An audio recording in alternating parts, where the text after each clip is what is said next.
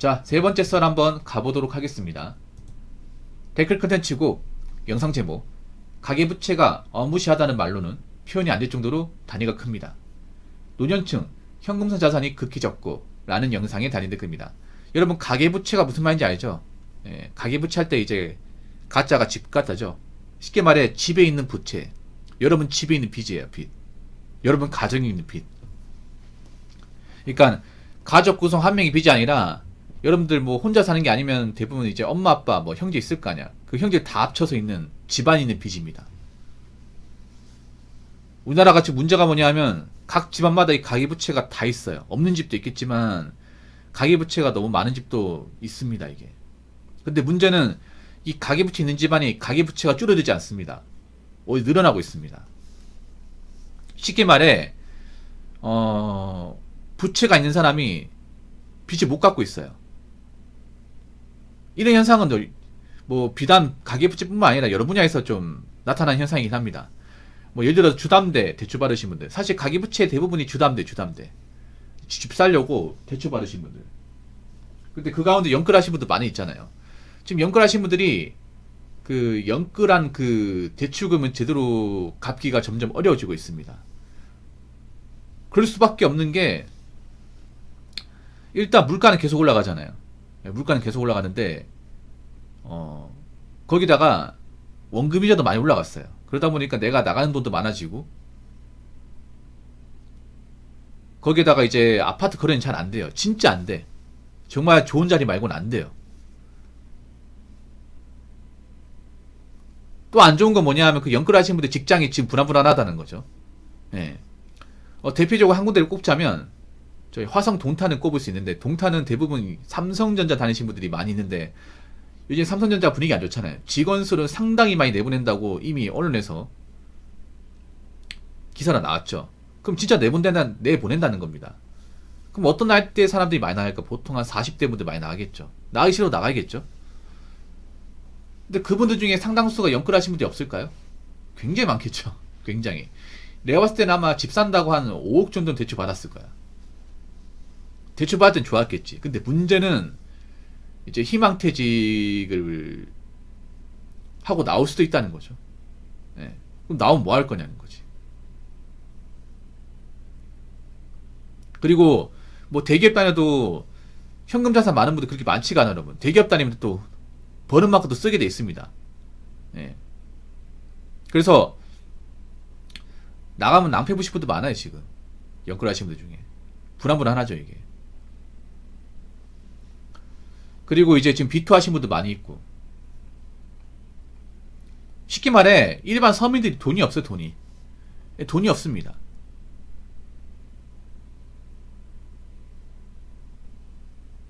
그동안 벌어놨던 돈 다 어디 갔을까? 분명히 일을 했는데, 적게 일한 게 아닌데 오랫동안 일했는데 왜 돈이 없을까요? 저는 그거 자체만으로도 문제 있다고 생각합니다. 직장을 다녔는데 현금이 없다. 왜 그럴까요? 뭐 집사는 대출 받는 것도 있겠죠. 대출 받는 것도 있겠죠. 근데 그것보다 돈 버는 만큼 써서 그래요. 버는 만큼. 지금 돈 관리 못하는 사람들이 많이 있거든요. 자신이 모은 돈의 가치를 좀 무시하고 돈을 쉽게 쓰는 사람들이 많이 있어요. 나 요즘에 사람들이 먹고 살기 힘들다고 하는데 정말 먹고 살기 힘든지 좀 의문스러워요. 진짜로. 왜냐, 먹고 살기 힘들다고 하면서 뭐 좋은 스마트폰 쓰고, 그리고 뭐 어디 여행도 갔다 오고, 뭐 힘든 사람도 있는데 아직 정말 힘든 게 뭔지 모르는 것 같아. 나는 정말 힘들면요 그냥 아무것도 못하는 거예요. 돈이 없어가 아무것도 못하는 거야. 근데 앞으로 그런 상태에 내몰린 사람들이 많아집니다. 이게 왜냐, 가진 게 없잖아요. 너무 대비를 안 해서 사람들이 너무 좋을 때만 생각하고 안 좋을 때는 생각하지 못한 사람들이 많아요. 그럼 부채가 있는 사람은 어떻게 될까? 점점 이제 압박이 시달리겠지. 점점. 우리나라가 가장 문제가 뭐냐면 너무 대출에 대해 둔감했습니다. 대출 받는 것만 생각하지 이 대출 받은 것을 어떻게 갚아 나갈지, 내가 이 대출금을 갚아 나갈 수 있는 그런 능력과 깜냥이 되는 사람인지는 생각 못했습니다. 오죽하면 이런 말까지 나왔을까? 빚도 능력이다.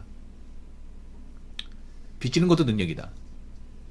아유, 감사합니다, 최서영님. 2만원 고맙습니다. 이 말이 왜 나왔을까요? 근데 지금 그 말 하신 분들 안 보이죠? 빚도 능력이다 하신 분들.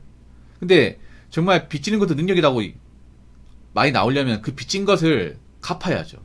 감당해야죠. 감당하고 나서 그 빚진 만큼 이상의 수익을 봐야 능력이라 말할 수 있죠.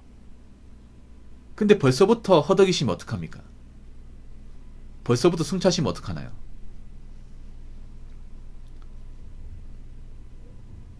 앞으로 이런 말 나올걸? 빚지는 것도 능력이 아니라 빚지는 거야말로 무능력이다 이 말도 나올 거예요. 무능력. 오히려 무능력한 사람이 빚지면 더 무능력해진다. 이런 말도 나올 수 있습니다. 빚지면 다 갚을 수 있는 줄 알고. 못 갚는 사람도 많잖아요. 지금 안 갚으려 하는 사람도 많이 있고.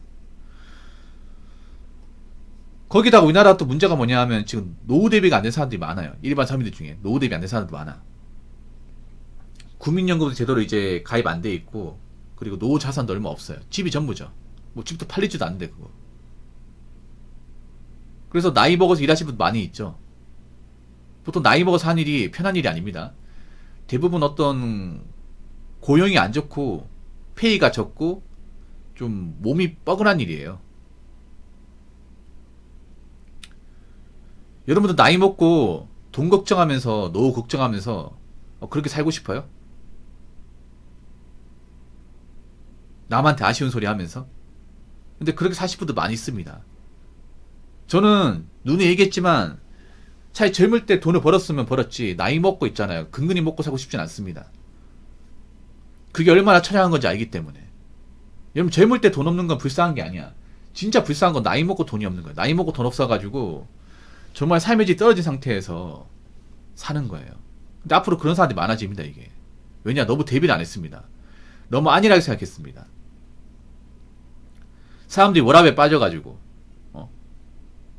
어떻게 해서든 일 많이 안 하려고 하고 편안히 찾고 그러다 보니까 지금도 놀고 있는 사람도 많잖아요.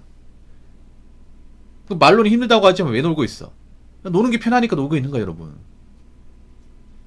아니 그래도 놀았던 분들이 나이 먹고 자산을 읽을 수 있을까? 나이 먹어서 놀게 되면 그때 가면 부모님 다 늙어서 이제 일도 못 하는데.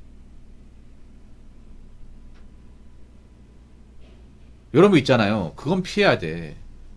나이 먹고 받아주는 데 없고 가진 것도 없고 그게 얼마나 슬픈 건데. 아무튼 여러분 빚는 분들은 빨리 갚으시기 바라겠고, 웬만하면 뭐 대출 받아서 해볼 생각을 하지 마시고요. 매달 나오는 돈, 매달 버는 돈 따박따박 잘 관리하시고, 정말 필요한 게 아니면 구입하지 마세요. 정말 필요한 게 아니면. 예쁘다고 사지 마시고, 인기 많다고 사지 마시고, 유행한다고 사지 마십시오. 어차피 유행 지나면 그냥 예쁜 쓰레기입니다. 특히 여자분들 아시겠죠? 자, 댓글 한번 읽어보도록 하겠습니다. 인구 5천만의 나라에서 자영업자가 650만 명? 허허. 우리나라가 정말 전 세계적으로 자영업자가 가장 많은 곳 중에 하나죠. 너무 많습니다. 여러분 당장 밖에 나가도 수많은 가게들 많아요. 근데 가게는 많은데 막상 장사가 잘 된다고 말할 수 있는 가게가 얼마나 있을까요? 장사 잘 되는 가게가 없습니다. 나 요즘에 좀 신기한 게 뭐냐 하면, 과연 지금이 연말이 맞는지 의문스러워요. 연말 분위기가 안 나요. 연말 분위기보다 약간 을씨년스럽습니다. 보통 연말 되면 좀 길거리가 이렇게 화사하고 맞죠? 뭐 굿바이 2024, 비긴 2025, 뭐 이런 게 딱 뜨면서 있잖아. 막 그 크리스마스 트리도 보이고 막 이렇게 연말 행사 같은 것도 보이고 사람들 분비고 이런 게 보여야 되는데 작년부터 안 보이시죠? 작년부터. 또 곧 있으면 뭐예요? 크리스마스 아닙니까? 이제 일주일 남았네. 작년에도 크리스마스 이벤트가 초토화됐습니다. 올해는 더 초토화되겠죠. 원래 크리스마스 이브가 이제 연말 특수였거든요. 자영업자들이 매상을 많이 올릴 수 있는 기회였는데 이제 그런 거 없습니다. 그런 거 없어요.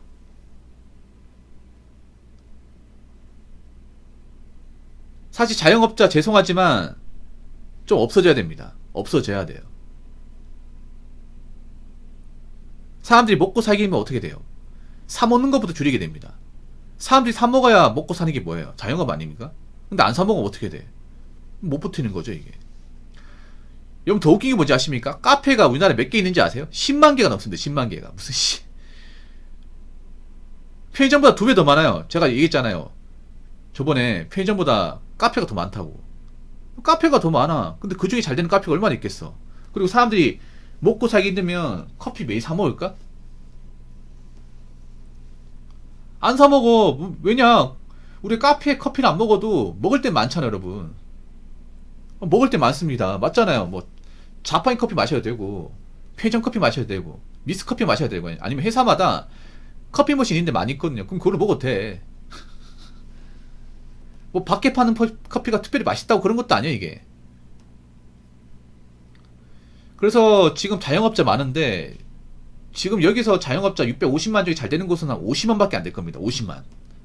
그 나머지 600만 명은 지금 월급쟁이만도 못할 거예요. 여러분 자영업자 원평균이란다. 연평균 1년 소득이 얼마 되는지 아십니까? 그러니까 자영업자 1년 연봉 평균 연봉 얼마 되는지 아세요? 놀라지 마세요. 1838만 원입니다. 1년 평균 연봉이에요. 평균이면 이것보다 낮은 사람도 있다는 거죠. 아까 제가 평균이라고 했잖아요. 그러면 1838만 원이면 1838만 원보다 더 적게 버는 사람이 되는 거예요. 그럼 달에 150만 원이야. 근데 생각해보세요. 이게 얼마나 손해야. 직장은 우리가 투자금이 안 들어가잖아요. 그냥 지원해가지고 맞잖아요. 면접 보고 합격하면 일하면 되잖아요. 투자금이 없잖아. 그렇지 않습니까? 뭐 교통비만 되겠죠. 근데 자영업은 권리금, 임대료, 뭐 투자금 다 들어가잖아 이게. 그런데 연평균 소득이 1388만 원이에요. 38만 원. 그러니까 1800만 원, 1800만 원. 그러면 달에 100만 원도 못 버는 가게도 있다는 얘기죠. 좀 많이 있다는 얘기죠. 그러니까 자영업 했다가 접어버리면 더 리스크가 커집니다, 이게. 지금 대출 받아서 자영업 하신 분도 많이 있거든요.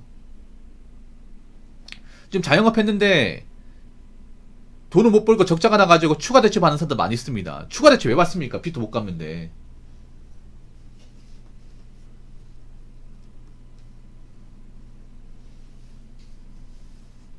그렇기 때문에 없는 사람일수록 제가 얘기했잖아요. 무리수 벌리면 안 돼. 사업 같은 거 하면 안 된다고요.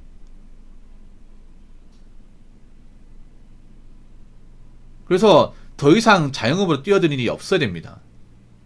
하면 안 됩니다. 여기 계신 분들. 그냥 내가 하고 있는 일 성실하게 잘 다니면서 큰 욕심 바라지 말고